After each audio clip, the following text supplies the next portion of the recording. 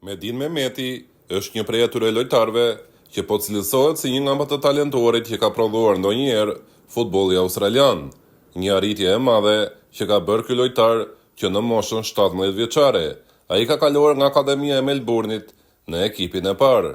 Madje në 2 ndeshjet e fundit ka realizuar 2 gola, ku nga potenciali i tij i madh, trajneri ka aktivizuar si titullar në ekipin e parë.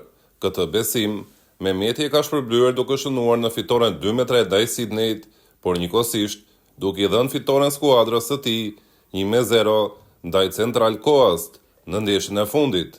Sa i përket pozicionit të tij, Mehmeti mund të luajë si sulmues i djathtë, si sulmues i majt dhe njëkohësisht sulmues qendre. Aftësia e tij më e madhe është nuhatja që ka me portën dhe instinkti vrasës për të dërguar topin në rjet.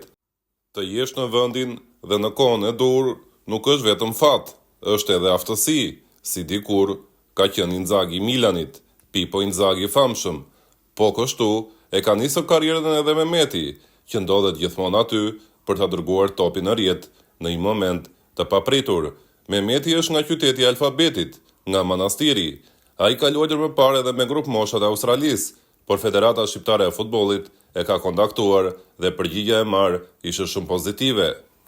Familjarët e tij janë gëzuar shumë nga lajmi që do t'i bashkoheshin Shqipërisë, por Melbourne i nxori disa probleme të vogla, duke e parë si një talent të madh dhe duke ia vështirësuar punën e largimit drejt Shqipërisë, te Melbourne u arsyetuan me faktin se Mehmeti sapo kishte luajtur me moshat e Australisë dhe se ky udhëtim ishte shumë i gjatë për të, duke mos e lënë që të vinte te Shqipëria u 19, atje ku kishte edhe ftesën, por kjo pengesë nuk do të jetë edhe për shumë kohë.